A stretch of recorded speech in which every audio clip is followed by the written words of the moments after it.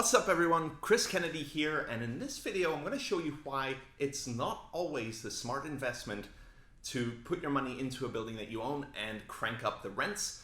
And this video comes from, or the ideas in this video come from a conversation that I had with an investor client of ours last week, someone that we manage a good amount of property for, talking about specifically a few buildings all right beside each other in the downtown Fort Lauderdale area.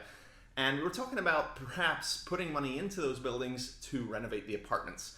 And the reason we're doing that is that the buildings are in really nice condition, exterior, nice curb appeal, but they are older buildings and the units are dated, okay? They were probably last renovated maybe 15, 20 years ago, but they are, they function, they're clean, they operate okay.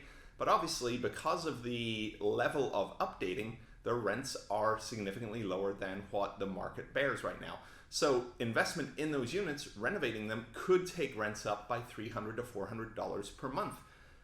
Now, the interesting thing is the owner of this property is a very sharp guy. He's been doing this a long time and knows a lot of things about the market right here, and gave me a good thought. He said, Chris, the reason I don't want to do this is I know that right now in the pipeline there are thousands and thousands of apartments coming online downtown Fort Lauderdale, brand new Class A apartments, right? That is a big supply.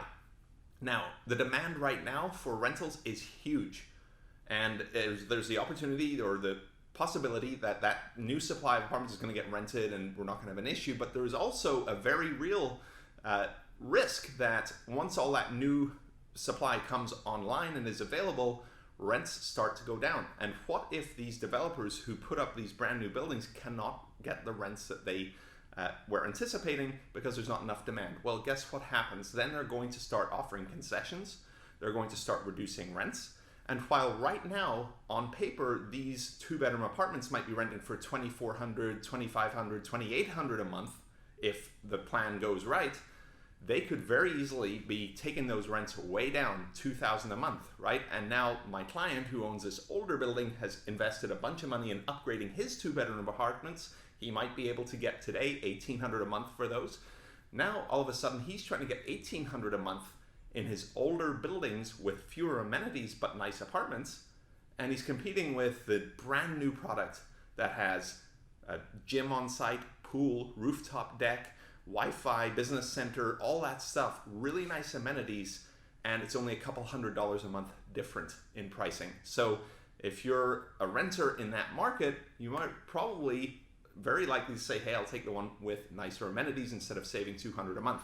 So what this guy wanted to do is avoid direct competition with new product, and he can do that because he happens to own these buildings free and clear. He's making great cash on cash return the way he bought them, and he has the luxury of being able to do that. That's not the case for everyone, but it's just a smart way of thinking about things.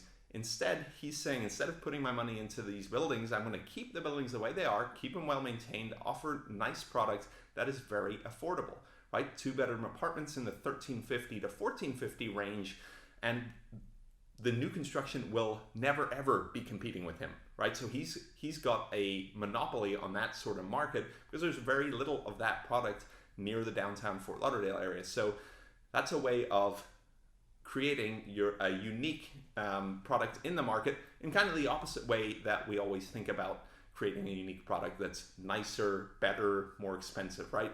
Instead, he's saying keep it lower price. It's competing on price. Lower price, provide a good apartment but at a much lower rate. So this is also, just as a side note, why I really like the affordable apartment market right now, why I like workforce housing. That's what we're looking at a lot these days. Tougher to come by, but it's very hard for developers to actually develop this stuff at a lower rent rate. So if you can get your hands on it, it's, in my opinion, a great investment. All right, guys, I hope that provided some value to you. If you like this, go ahead and subscribe to our channel. You'll get updated when we post more videos like this. In the meantime, stay tuned, and I'll talk to you soon.